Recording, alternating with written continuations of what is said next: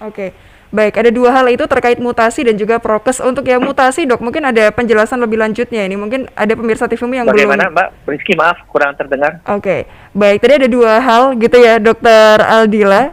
Satunya adalah soal protokol Ya, ya, kesehatan, satunya soal mutasi. Nah, yang mutasi dulu, dok. Ini mungkin bisa dijelaskan lebih lanjut.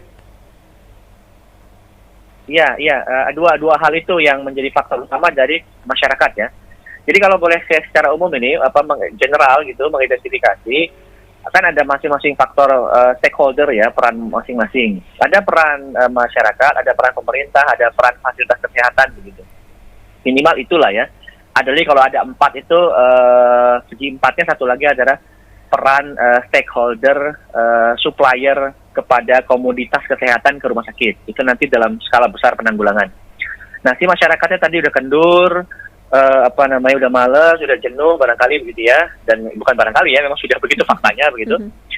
Lalu kemudian pemerintah juga memang perlu lebih kuat lagi dalam hal penegakan disiplin ya, apakah operasi justisi, apakah kemudian kebijakan lockdown, PPKM mikro maupun PPKM yang lebih besar dari sekedar mikro begitu, karena kondisinya sudah krisis lah ya, kondisi saat ini. Kemudian itu di pemerintah ya. Pemerintah juga punya peran dalam menjamin stabilitas, misalkan pasokan oksigen, BHP, ya, APD, obat-obatan dan sebagainya. Karena hanya pemerintah yang bisa mengendalikan supplier atau rekanan bisnis dari rumah sakit.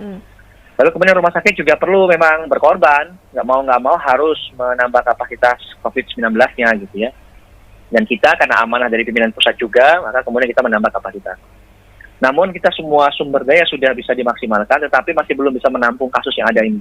Terakhir ini, sekarang oksigen sudah mulai menipis ini. Yang paling saya khawatirkan adalah kita akan menjadi seperti India. Kalau sudah seperti India, aduh, itu bisa jadi nanti, nauzubillah tapi ya, bisa terjadi nanti di depan IGD, di depan salah satu rumah sakit, itu pasti akan bergeletakan. Nah, kita takut ke situ. Karena sekarang kami sudah kesulitan oksigen ini, sudah menipis, cepat banget habisnya. Diisi oleh vendor, cepat habis. Vendornya kita minta sudah kewalahan mereka.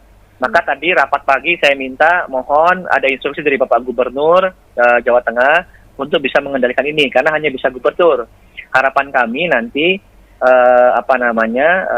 vendor-vendor supplier oksigen yang ada di daerah lain gitu, itu bisa membantu mensupport suplainya ke Pati, karena mungkin daerah lain tidak setinggi di Pati gitu. Harapannya begitu, karena yang supplier untuk yang daerah Pati ini sudah kewalahan.